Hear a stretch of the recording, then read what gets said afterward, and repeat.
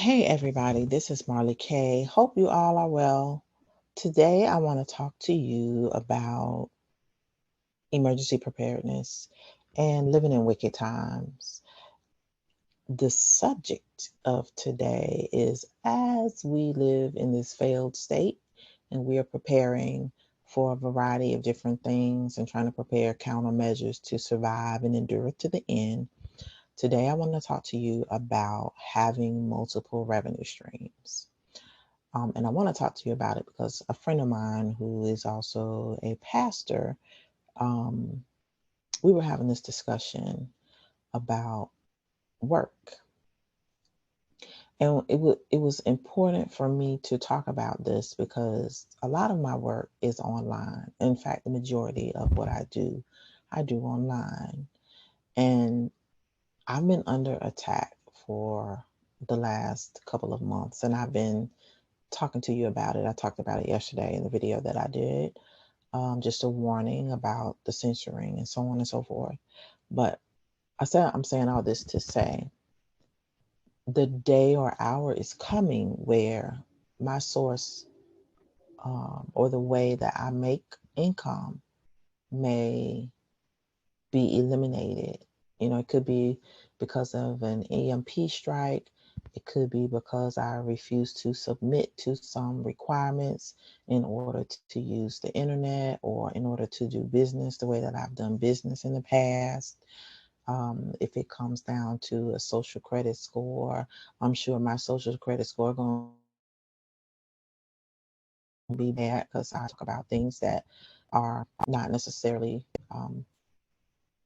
pleasing to the government's ears. I'm black, and so that's an instant disqualifier for a lot of things, especially in a new world order. And so, I think a lot, in case y'all don't know that. I think a lot. And so I was thinking, what is, I can see and feel the end of the line coming for, my current line of work. And I have multiple skills. I can do a lot of different things.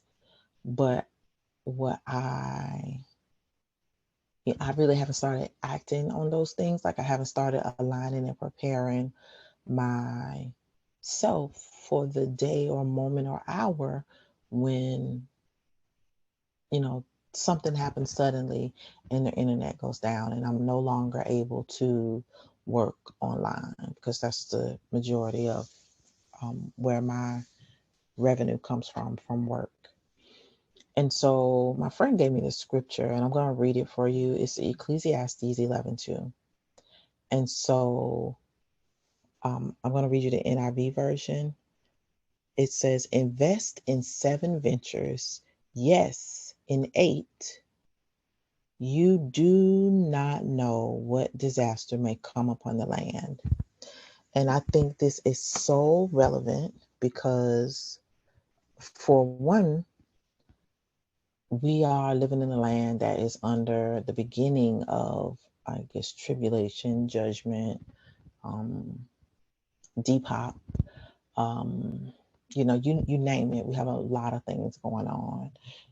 You got train disasters, you got natural disasters, you got threats of war, you have food shortages, supply chain issues, you have civil unrest and the beginnings of civil unrest. We have a corrupt um, government. If I talk in code, please apologize. I want to apologize in advance.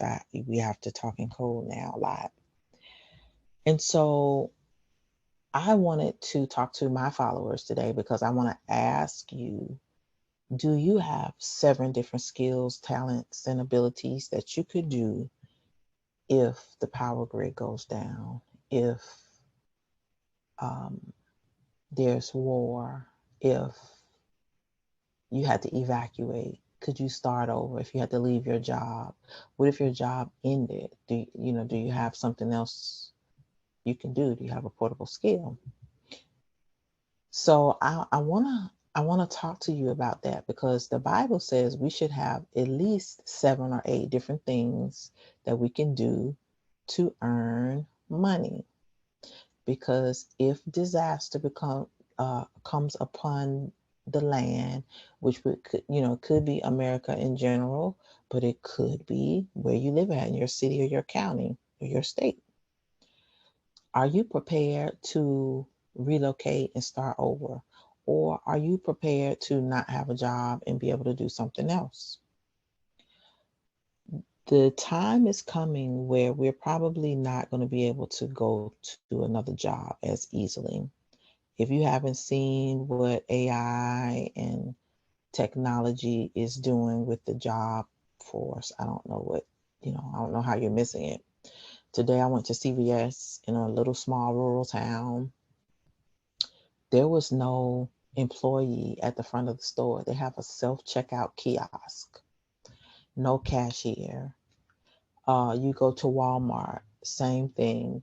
They have somebody directing you to go to the checkout, but there's no people actually checking you out. Maybe 1 or 2 lines checking you out, but the majority of the store is self-checkout. You can go down the line. You go to fast food restaurants. They want you to go to a kiosk and order. A lot of fast food restaurants have the you go through the drive-through and they have AI talking to you, taking your order, and then they may have a person in the kitchen cooking, or they may have one of those robots that's going down and fixing your order, helping to prepare the food, eliminating jobs. They're trying to roll out these self-driving cars. You see Chat GPT putting thousands, if not millions, of people who write out of business. So there is this whole system coming online where we're not needed.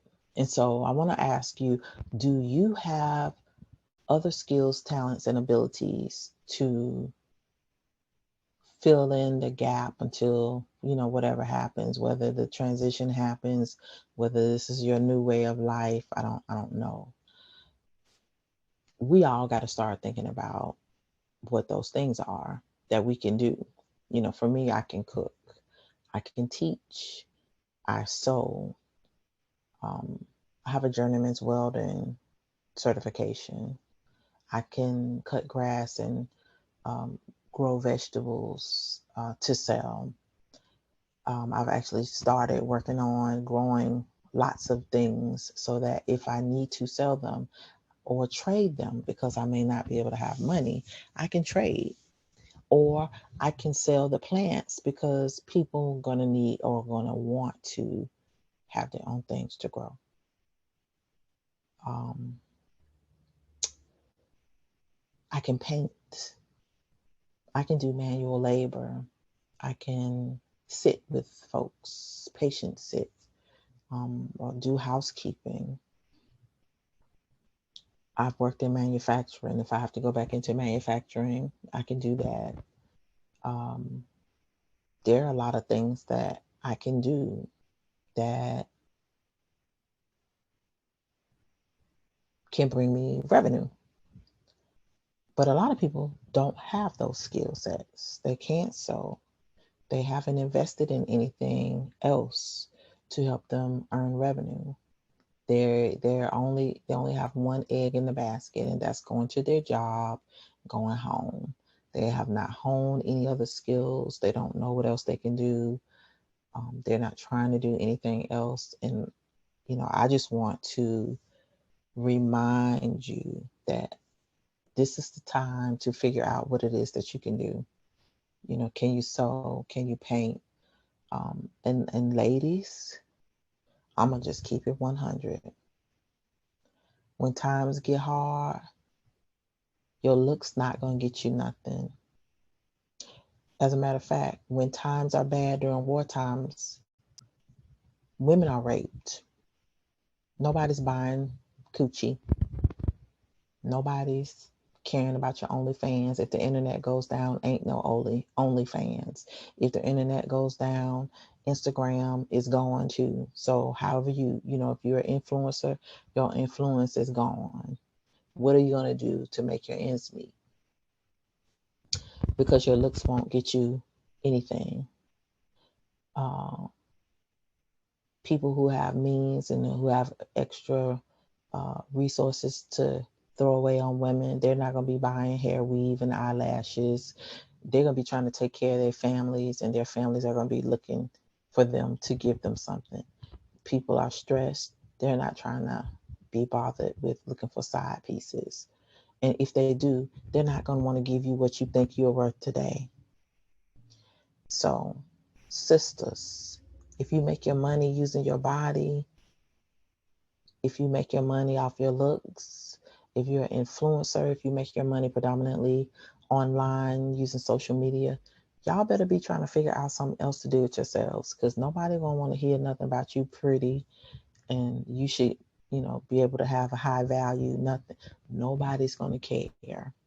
Men are not getting ready to take care of no woman that's not their wives or their significant others when things turn bad.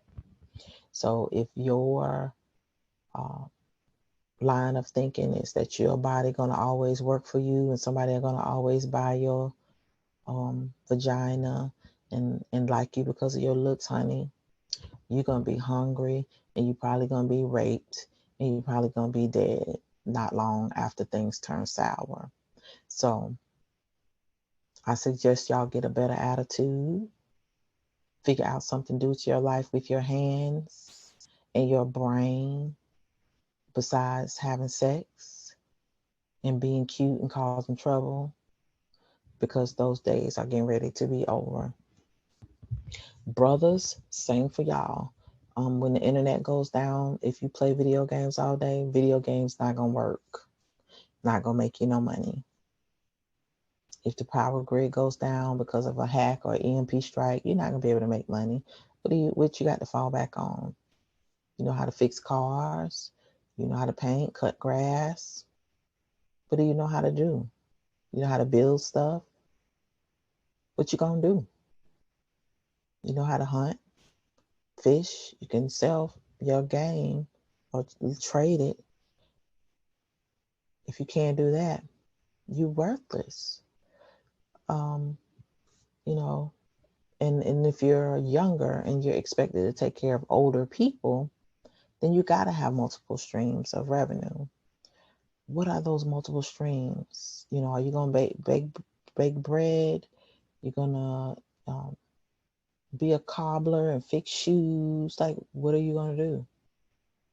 What are you gonna do? What will people need in a pinch? Um, if if you don't know, I recommend you start thinking about what you know how to do well and start from there. You should have 7 things that you know how to do. You need to be writing those things out. You need to have a plan. You need to know how you're going to market those things to your local community and be ready if anything goes down so that you can be proactive and not reactive.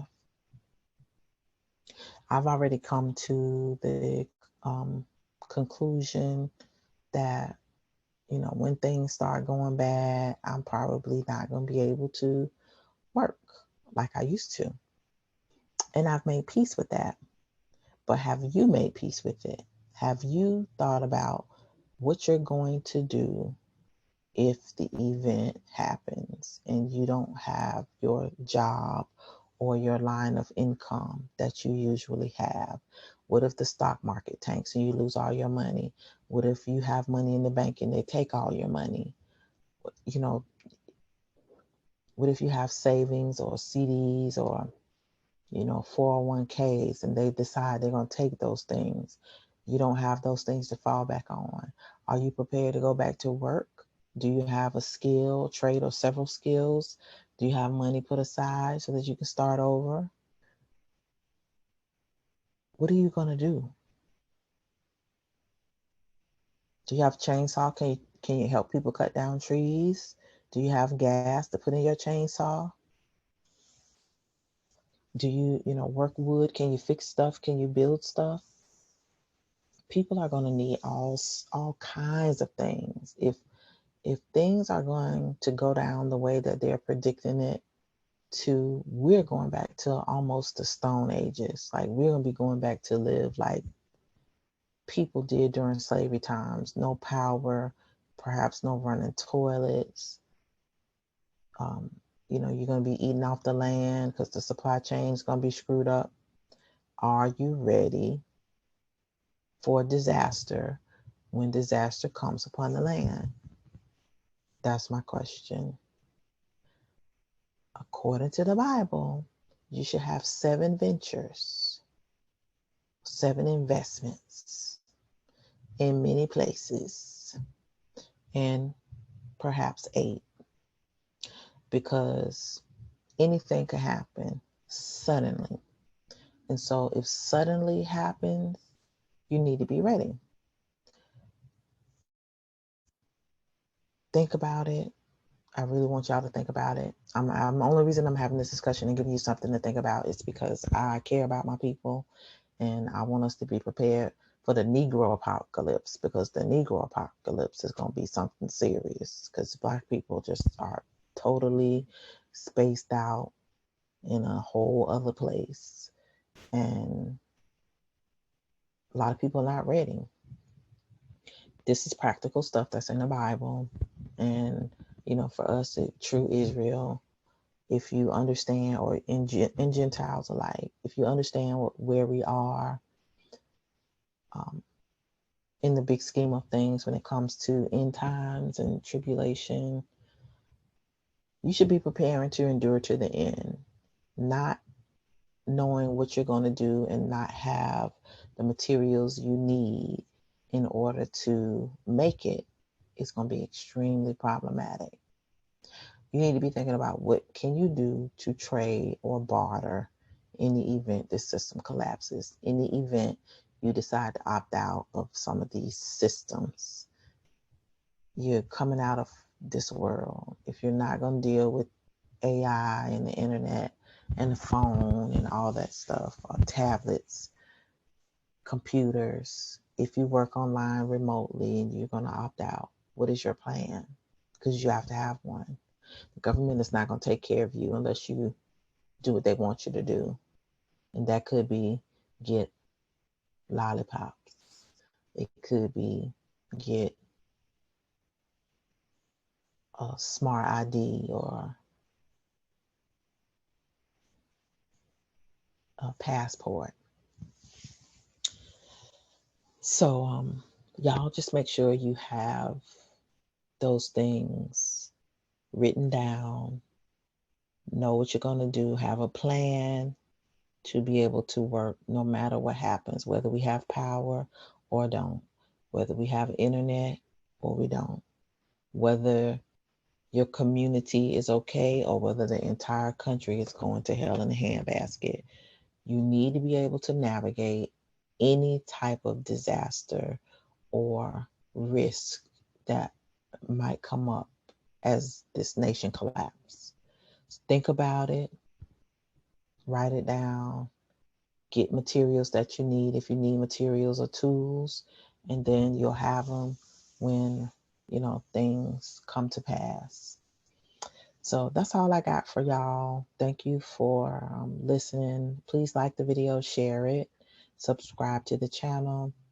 Don't forget to subscribe to the Odyssey and Rumble channels as well on my Marleyisms homepage, just in case I get booted from this channel, which is highly likely with all the censoring going on. Check me out on marleyk.net. Check me out on Substack at marleyk. And make sure that you leave comments or your feedback in the comment section about, things that you can do that don't really cost a whole lot of money, but things that are going to be practical and useful in the event there's a disaster in your area, in your state, or if we're under a state of emergency nationally. I'm not talking about catering or none of that other stuff, because catering is not going to be a job or an opportunity because food is going to be so high and nobody's going to be wanting catering because we all going to be poor. The majority of us, not all. Again, sex is going to be free because when everything happens, lawlessness is coming to the land, which means if you outside, you're going to be raped.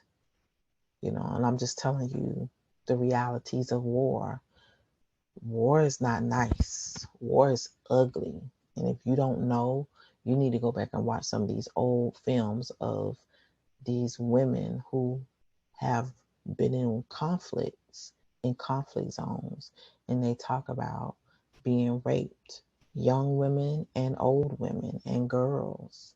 So if you think that you're going to be able to sell your coochie when what hits the fan, you're going to be sadly mistaken. Nobody going to want your moochie, honey. So figure out something else to do with your life. I'm just saying, don't shoot the messenger. That's just how things work in desperate times.